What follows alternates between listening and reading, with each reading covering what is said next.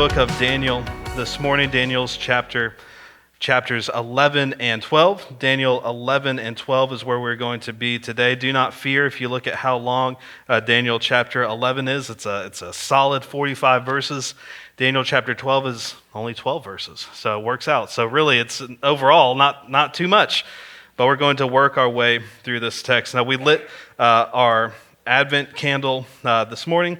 Sometimes these candles are given names like the shepherd candle or the joy and the love and the hope candle. But what if this morning when we got up, we said, today we are going to be lighting the candle of death?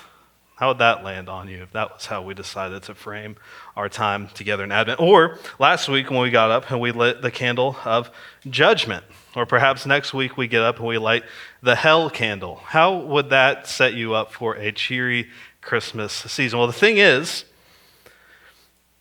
every tradition is at some point an innovation, right? Every tradition starts somewhere, and we light the Advent candle and we do that sort of thing because it helps us think about the season. But prior to doing it the way that we currently do it, it was standard during these weeks of Advent, the 4 weeks leading up to Christmas, to reflect on what were typically called the four last things: death, judgment, hell, and heaven.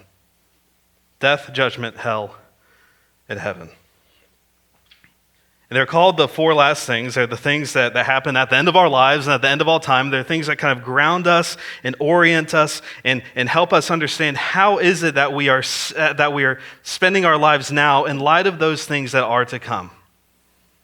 Right, we're told that a wise person invests in the future or plans accordingly to the future. But if all of us have these four things laid out before us, how do we live rightly? Those four things, death, judgment, hell, and heaven, are really the content of these chapters we'll be looking at this morning. As we conclude the book of Daniel, we've been walking with Daniel through the majority of his life. He is now an old man in the kingdom of Persia. He came as a very young man, perhaps even a mere teenager, to the kingdom of Babylon as an exile. He endured through the Babylonian captivity. He saw Babylon fall. He is living in Persia now, and he is an old man. He is still awaiting the consolation of Israel. The fact that God has made promises to his people that even though I send you into judgment and exile and almost certain death, I will be faithful and I will bring light out of darkness. I'll bring life out of death, and you simply need to take me at my word. And the book of Daniel has essentially been asking us again and again, how far do we really think the sovereignty of God can be stretched until it breaks? How far can God let things go where it's still within his perfect control? This text is going to help us tie those questions up. We've seen again and again and again these things displayed before us, and we have this massive vision that unfolds that essentially shows Daniel everything that's going to happen between the end of his life and beginning of the age that is to come. And as we look at this text, I think what we'll see is God's sovereignty, his wisdom, and his power will leave us with no other option but to entrust ourselves to him and to entrust ourselves to him fully. So we're going to move through this text in kind of four stages. We're going to think about the rage of the nations, the refining of the people, the resurrection of the dead, and the relief of Daniel. The rage of the nations, the refining of the people, the resurrection of the dead, and the relief of the people.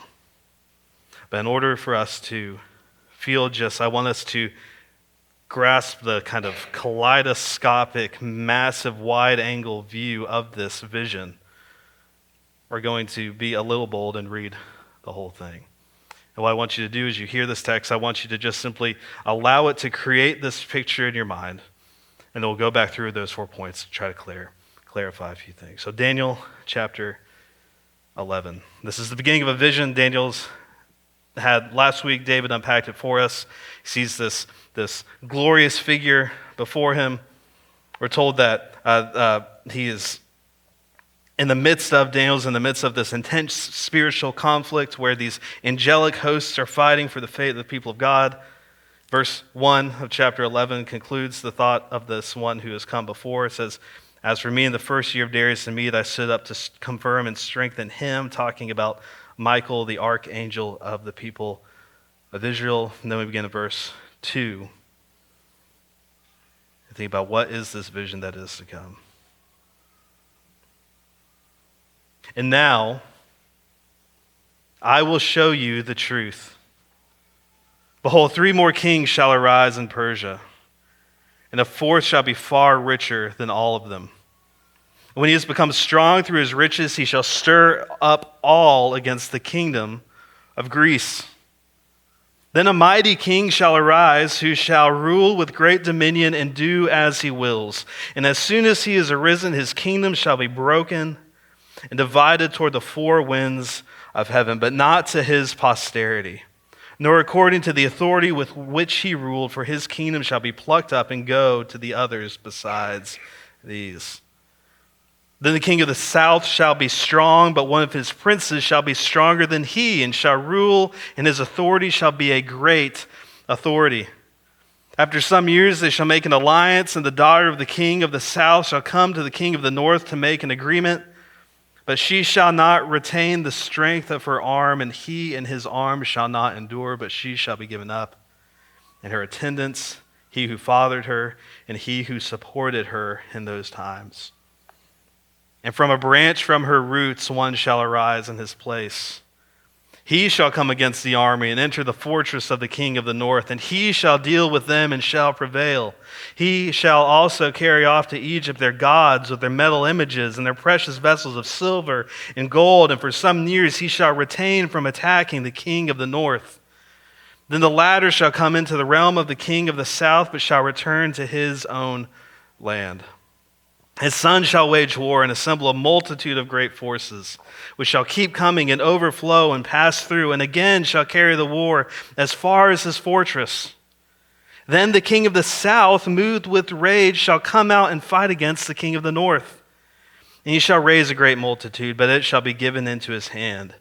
And when the multitude is taken away, his heart shall be exalted, and he shall cast down tens of thousands, but he shall not prevail. For the king of the north shall again raise a multitude greater than the first, and after some years he shall come on with a great army and abundant supplies. In those times many shall rise against the king of the south, and the violent among your own people shall lift themselves up in order to fulfill the vision, but they shall fail. Then the king of the north shall come and throw up siege works and take a well-fortified city. And the forces of the south shall not stand, or even his best troops, for there shall be no strength to stand. But he who comes against him shall do as he wills, and none shall stand before him.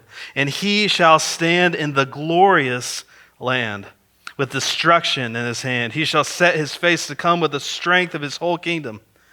He shall bring terms of an agreement and perform them. He shall give him the daughter of women to destroy the kingdom, but it shall not stand or be to his advantage. Afterward he shall turn his face to the coastlands and shall capture many of them. But the commander shall put an end to his insolence. Indeed, he shall turn his insolence back upon him. Then he shall turn his face back toward the fortresses of his own land, but he shall stumble and fall and shall not be found. Then shall arise in his place one who shall send an exactor of tribute for the glory of the kingdom. But within a few days he shall be broken, neither in anger nor in battle.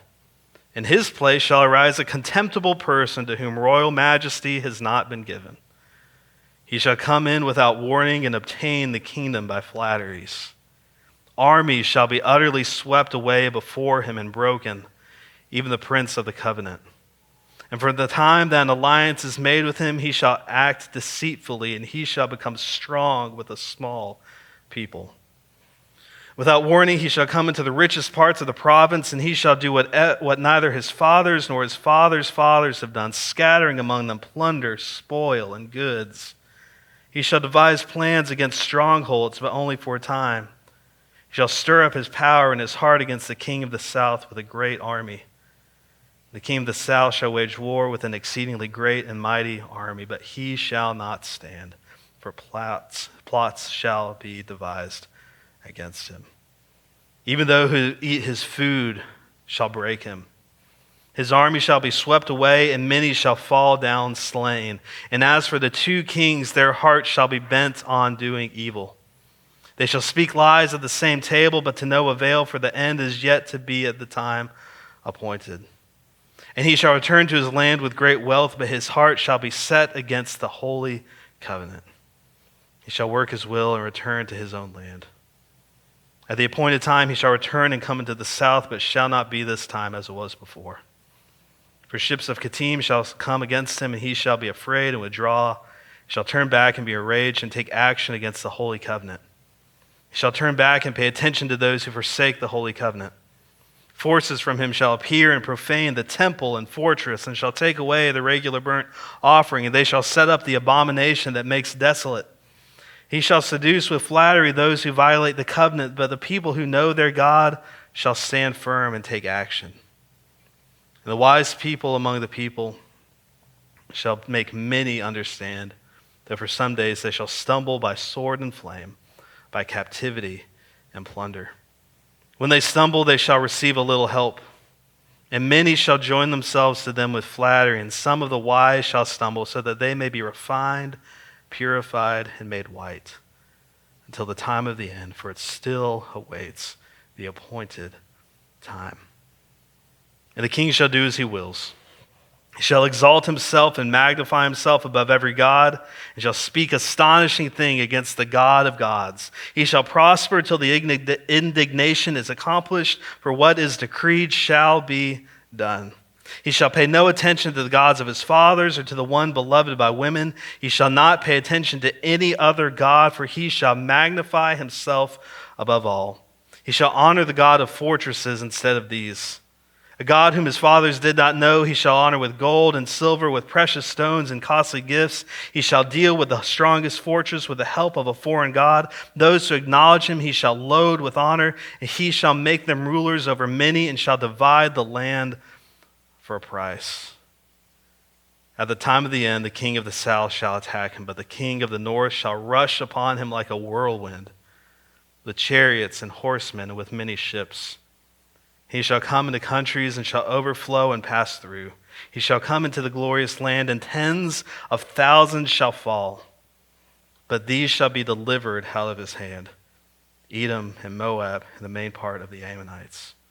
He shall stretch out his hand against the countries, and the land of Egypt shall not escape. He shall become ruler of the treasures of gold and of silver and all the precious things of Egypt. And the Libyans and the Cushites shall follow in his train. But news from the east and the north shall alarm him. He shall go out with great fury to destroy and devote many to destruction. He shall pitch his palatial tents between the sea and the glorious holy mountain. Yet he shall come to his end, with none to help him. At that time shall arise Michael, the great prince who has charge of your people.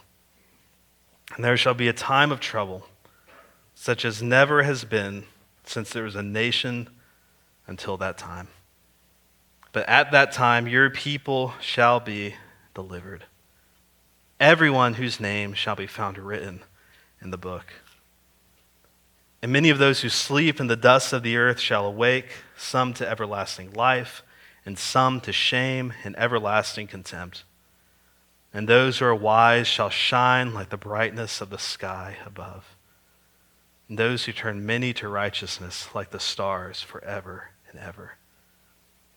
But you, Daniel, shut up the words and seal the book until the time of the end. Many shall run to and fro, and knowledge shall increase. Then I, Daniel, looked, and behold, two others stood, one on this bank of the stream and one on that bank of the stream. And someone said to the man clothed in linen who was above the waters of the stream, "How long shall it be till the end of these wonders?" And I heard the man clothed in linen who was above the waters of the stream. He raised his right hand and his left hand toward heaven and swore by him who lives forever that it would be for a time, times, and half a time. That when the shattering of the power of the holy people comes to an end, all of these things would be finished. I heard, but I did not understand.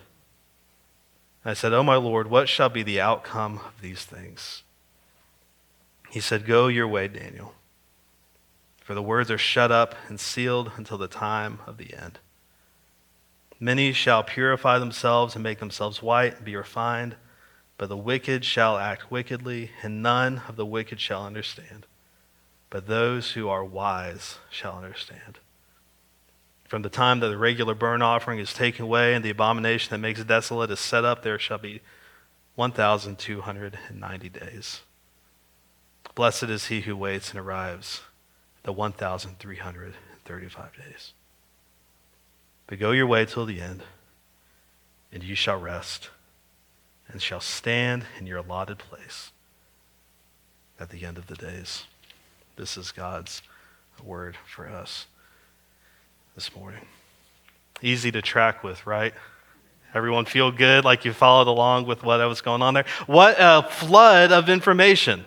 Right? We explode into this scene and essentially saying, this king of the north is going to attack the king of the south, and this king of the south is going to attack this king of the north, and then they're going to send this woman, and then she's going to be rejected, and then the king of the south is going to retreat, and then the king of the north is going to retreat, and then one of them's going to come again. And you just get this picture of just this crisscrossing battle that's unfolding across this battleground for ages and ages and ages and ages, and then we kind of get to the end, and there's kind of one big final king of the north who's kind of worse than all the other ones. He causes desolation, he causes destruction, and then finally we get the scene at the end when it seems like everything is falling apart all at once. This king will be defeated, the resurrection of the dead will happen, and God's people will be vindicated.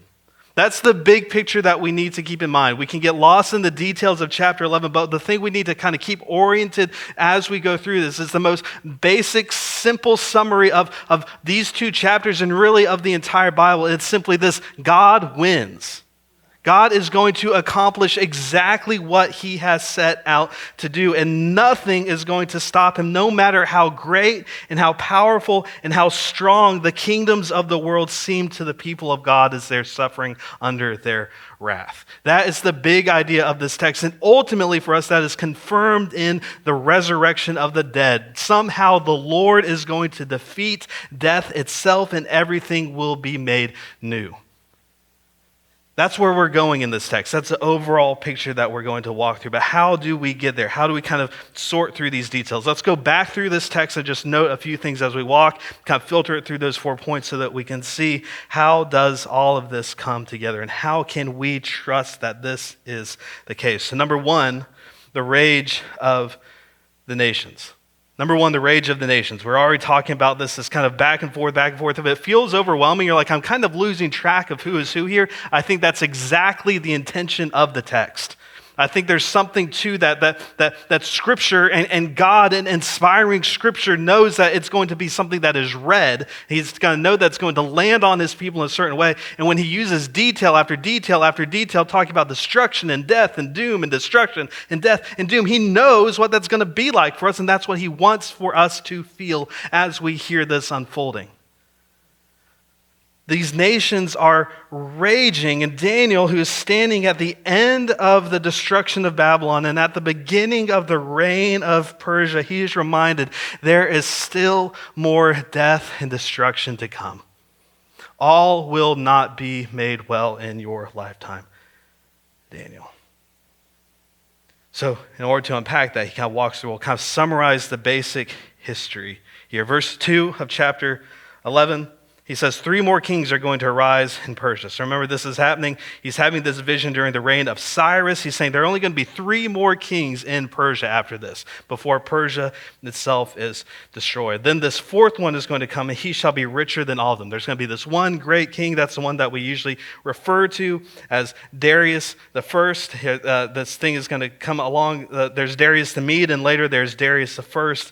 That's who this king is being referred to here in chapter 11, verse 2. He's going to be stronger than everyone else, and he's going to go against Greece. And then in verse 3, we're told that in Greece a mighty king shall arise, who shall rule with great dominion and do as he wills. But then in verse 4, we're told that as soon as this king exalts himself, this mighty ruler, his kingdom is going to be broken and divided into 4 pieces. Now, if we go back and we look at world history and we track ancient history, what we find is that this king, this mighty king of Greece, in verses 3 and 4, that's Alexander the Great. The great king who organizes Greece and makes Greece this unstoppable empire. Alexander, for all of his might, all of his wisdom, all of his bravado on the battlefield, all of his wisdom in organizing his troops, at the height of his power, he dies. He falls sick and dies. And Alexander the Great, the one that in history, we've given him the title the Great, right? I mean, that kind of underscores something about what we think about him. When we look at from a human perspective, it seems like he has accomplished more than any other great emperor of the world in such a short period of time. He's the LeBron of kings. But in Scripture, he's reduced to 2 verses. He's made essentially a footnote, a kind of prequel leading up to the rest of this story. His kingdom's divided, split into 4 pieces, which again we can see in world history. His kingdom's so big, it's so magnificent, it rose so quickly. Essentially, the rulers who were left behind said, this thing is so big, it's so massive, there's no one to really, he was too young to really have a clear heir to the throne. Who do we put in charge? I said, well, let's just divvy it up. And they split it up essentially between the north, the south, the east, and the west. And we said, well, what's that kind of in relation to? What we happen to find is right in the center of all of this is this little strip of land that we know as the land of Israel. Sitting right smack in the middle of this unfolding power struggle between these 4 empires is this small, beleaguered little nation called Israel. And so what you find throughout the rest of chapter 11 is essentially this tension that's going between the kings of the north, so essentially the territories of the Greek Empire that belonged to Alexander the Great that are north of Israel, and the kingdom that is to the south of Israel. And what you find throughout chapter 11, as the king of the north marches south, and as the king of the south marches north, that over and over and over again, the people of Israel are going to continue to suffer the consequences of living in a war-torn world. Over and over and over again, what is unplaying before them is this battle of the nations, these new accomplishments in human pride, where there's an alliance here, there's an heir here, there's a war that's fought here, there's the defeat of a multitude there. And if you walk through, if you have the patience, you can actually walk through Daniel chapter 11 and you can look and you can see exactly what these historical events are referring to. We don't have the time to do that now, but the basic idea that we're being given all the way through this is that God knows exactly what is going to unfold hundreds of years before it does. It's giving them a play-by-play and telling them, how is this going to happen? So that they might ultimately be able to continue to endure when things seem horrible. Another multitude of foreign forces march across Israel. Those who have eyes to see can say, this is exactly what Daniel said would happen. An alliance is made. It seems like everything is going great. The people of Israel are chastened and reminded this is not yet complete. Again and again and again. Though the nations rage, God remains in control. And nothing that is unfolding in world history has come close to defeating God's purposes for his people. And Daniel is being told at the end of his life, as he's worrying about the fate of his nation, there's more suffering and grief and pain yet to come. But hold fast, because I am being faithful even still. So there are kind of two aspects we need to keep in note as we think about these nations raging. One is the reality that there is spiritual significance to the things that are happening around us.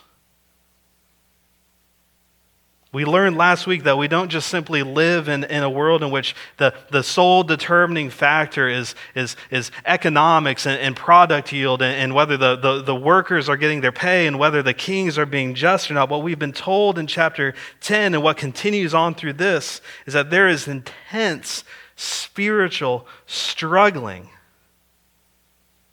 for the sake of the world. So we should care when we hear news that in Britain, the right to have a physician take your life has been approved. That should grieve us. That should cause us concern. We should have concern about the way in which basic realities of human identity are being pulled apart and redefined and utilized for the advances of other people's purposes. That should concern us. We should realize that there is a real spiritual element to these things, and yet at the same time, that spiritual struggle is paired with the absolute glory of God's sovereignty. God is not caught off guard by an inch of human depravity. And every battle that unfolds in chapter 11, every bit of intrigue, every betrayal, every multitude that rises and falls, every single soldier within these verses falls under God's sovereign rule. And if that's true, that means that the promises that he has made to you in his Son, Jesus Christ, will not be defeated. Do you truly believe that God promises to complete what he has begun within you? Do you truly rest in the fact, or do we hear that and that sounds great on Sundays, or maybe that sounds great in our car when we're listening to his radio and it kind of keeps us amped, it keeps us moving, but then as soon as real conflict hits us, difficulty at our workplace, tension in our home, hardship as we see it unfold on TV, we begin to panic, we throw our hands up in the air and we say, how can this possibly unfold? And maybe we don't outright declare that we do not trust God, but our heart rate reveals otherwise.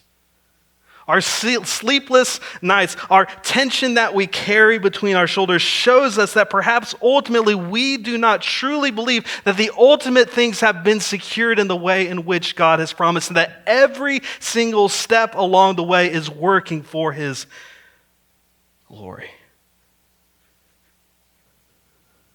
Do you truly believe that God promises to complete what he has begun, and that he has not yet made a mistake with a single one of his people? Second, do you recognize the attention that the King of Kings gives to his sheep?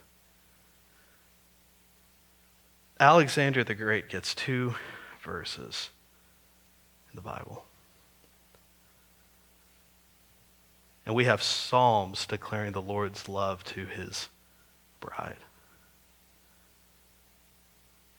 You realize that in the way in which the Lord looks at the unfolding of history, that the greatest kingdoms, to him, that's a shrug. He says, I can make and throw a kingdom away with the blink of an eye. But my people, they're built upon the death and the resurrection of my own Son. Do you realize the attention that the Lord gives to you, even as the nations rage? If you do, then that helps us endure the difficulties that unfold before us, which brings us to our second point. So we've seen the rage of the nations. Number two, I want us to think about the refining of the people. If you look back through Daniel chapter 11 and into chapter 12, you again and again, you'll see these little mentions, these glimpses of the people of God or the nation of God or the place in which God has promised to dwell. In the temple, you'll always see these phrases like the Holy Covenant show up, or the people, or my people, or the temple. All these things kind of show up again and again and again. I just want to highlight a couple of them here. Verse 14, this right in the middle of all these battles going back and forth. In those times, verse 14, many shall rise against the king of the south, and the violent among your own people shall lift themselves up. So what's that he's saying? He's saying, Daniel, your own people, the people of Israel, your Jewish descendants, those who are going to come after you, your own people, as these Old Testament realities are unfolding, they are going to lift themselves up. Why? In order to fulfill the vision. They want to advance the kingdom of God on their own terms. You see, they see the battles, they see the multitudes rising, they say, look, it looks like this guy has a chance, and if he beats that guy, then maybe we'll be secure, we'll be safe. So let's throw our weight behind him, and maybe we'll finally be able to have peace. And that's a great idea, except it short circuits everything else that God is working toward. We cannot move God's clock forward faster than he wills. Even the great intention of fulfilling the vision of the restoration of the people of God, unless it is accomplished in God's own time, it is for nothing. And ultimately what this reveals is our own propensity to violence and trying to hold things together by our own strength. Later, verse 33, we're being told about this king who's going to arise, who's particularly worse than those who've come before. In history, we know his name is Antiochus. He says this in verse 32. He, talking about this king, shall seduce with flattery those who violate the covenant. But the people who know their God shall stand firm and take action. So essentially saying this big, strong king is going to eventually come, and he did. He comes into the nation of Israel. He shows off his strength, he shows off his power, and he really, with all of his strength and power, begins to puff up this little nation and says, you guys are really up there for me in my list of priorities. I really want to throw my weight behind you guys. And maybe if you guys do a little something for me, then I can do a little bit of something for you. With flattery, he seduces those who violate the covenant, those who belong to the nation of Israel simply as a people, but do not trust ultimately in the covenant that their God has made with them. But the people who know their God shall stand firm and take action. Verse 33, and the wise among the people shall make many understand. Though for some days they shall stumble by sword and flame, by captivity and plunder. When they stumble, they shall receive a little help, and many shall join themselves to them with flattery, and some of the wise shall stumble so that they may be refined, purified, and made white until the time of the end. For it still awaits the appointed time.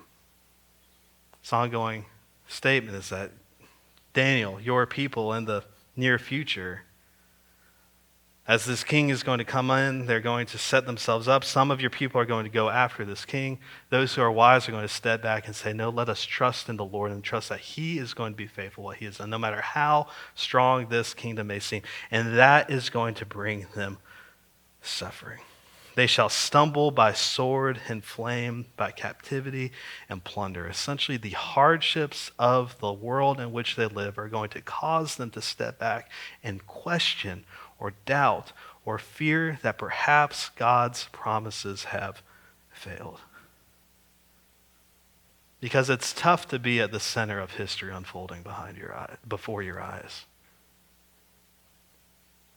You read the accounts and the books of Maccabees, which are the stories of the Israelite nation trying to resist the conquest by these foreign rulers. And you read of children being crucified before their mothers and children being left to starve and being burned alive. And you begin to say, as the horrors are unfolding before us, is it not easy for us to doubt?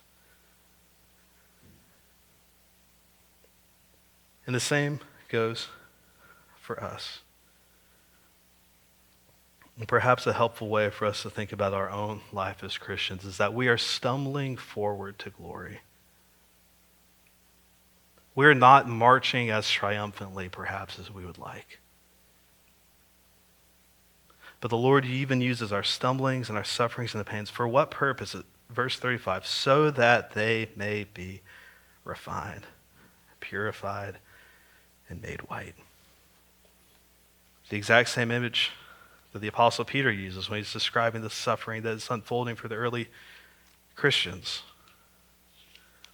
They're suffering in their land. He says, in this you rejoice, and now for a little while, if necessary, you've been grieved by various trials. Why? Verse 7 of chapter 1, so that the tested genuineness of your faith, more precious than gold that perishes though it is tested by fire, may be found to result in praise and glory and honor at the revelation of Jesus Christ. Suffering tempts us to look for shortcuts.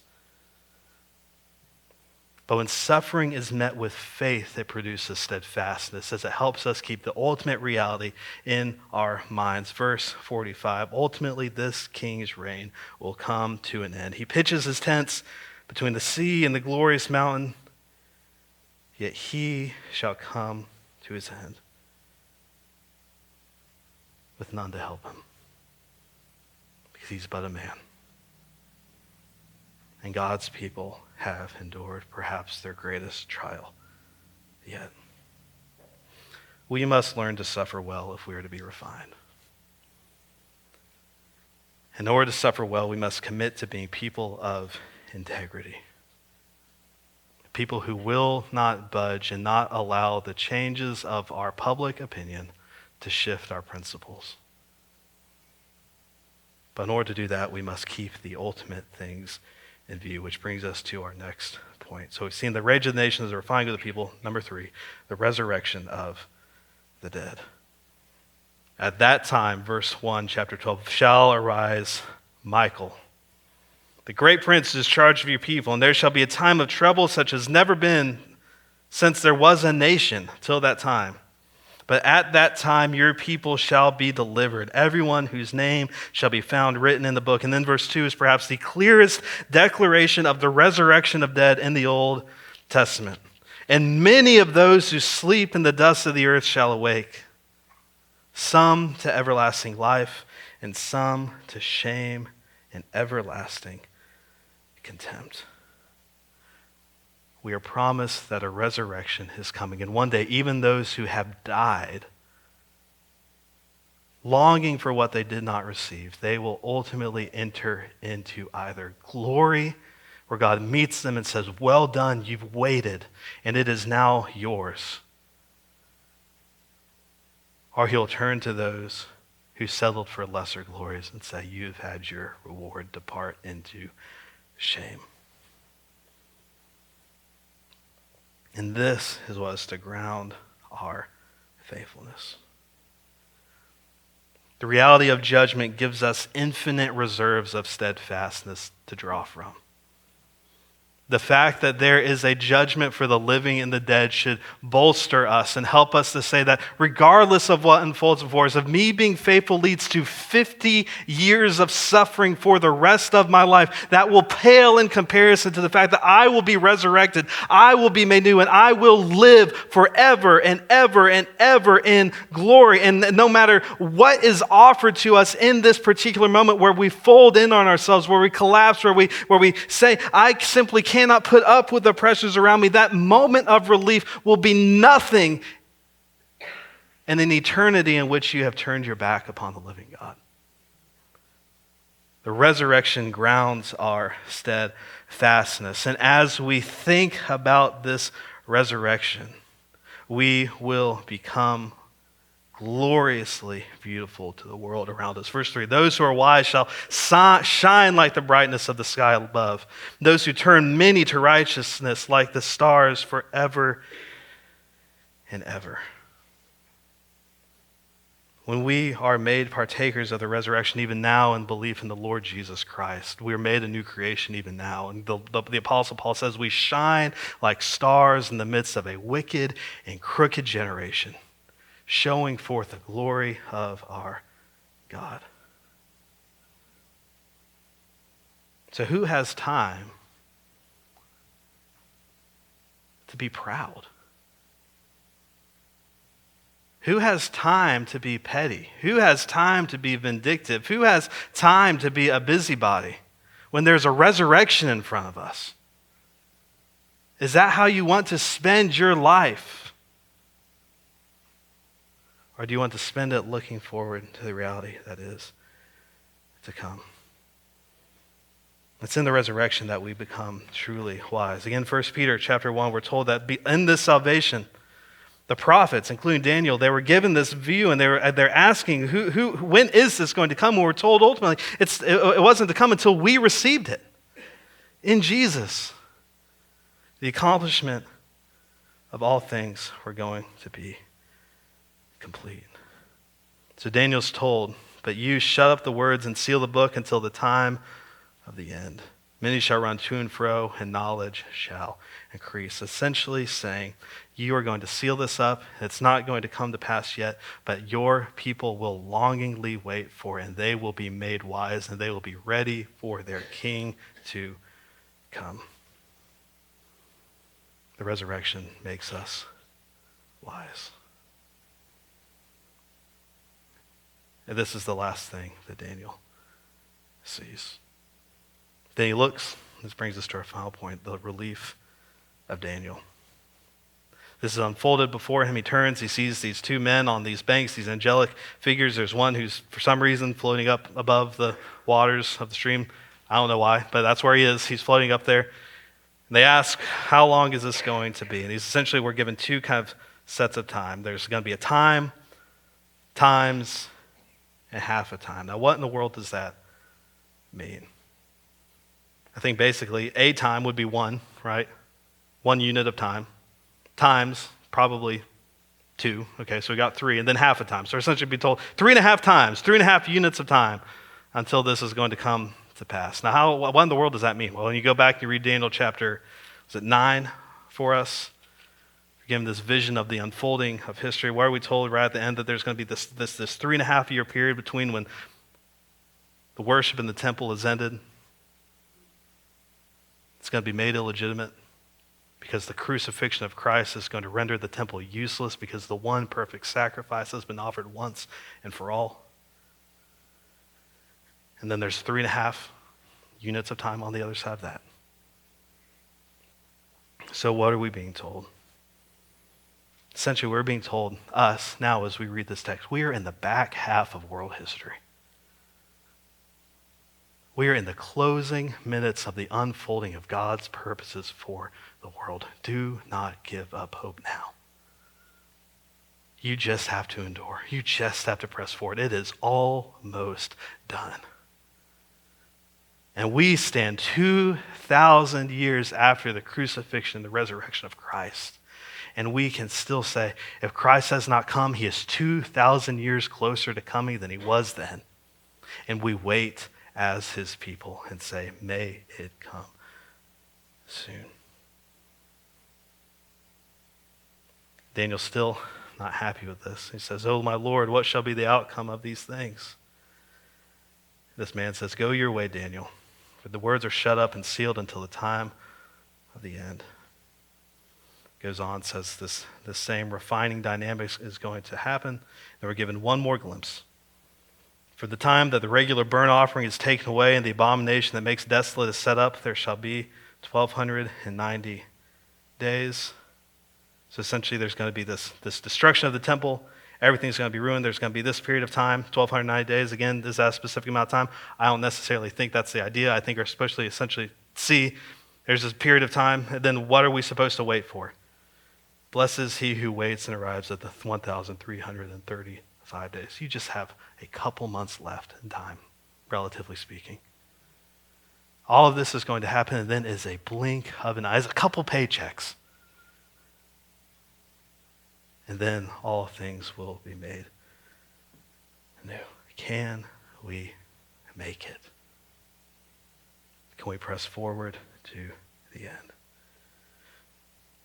And this is where Daniel's ministry ends. We've walked with him his entire life. And he is told in verse 13, but you go your way. Essentially saying, you have run the race well.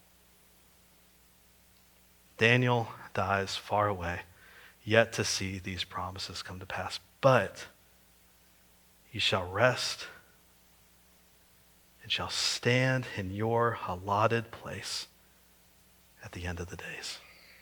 He's saying, you are going to die, but you will be raised. That's Daniel's great relief. And so too is it ours. We will be raised, and we will see Daniel raised, and we will be with all the people of God who trusted in the Lord, who can raise the dead if we simply trust in Christ. And the great irony for us is Daniel's told to seal up his vision because it's not going to happen for a time. By the end of the book of Revelation, when John receives his vision, he's specifically told, do not seal it up, for the time is at hand. We are closer than you can fathom to eternity. And that makes all things well.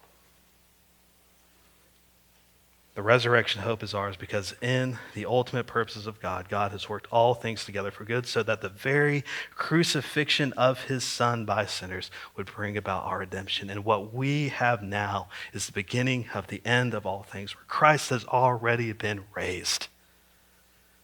The resurrection has already begun. And when he returns, it will be complete. And that is the end. Nothing further for us to say, nothing further for us to do, but simply for us to rejoice.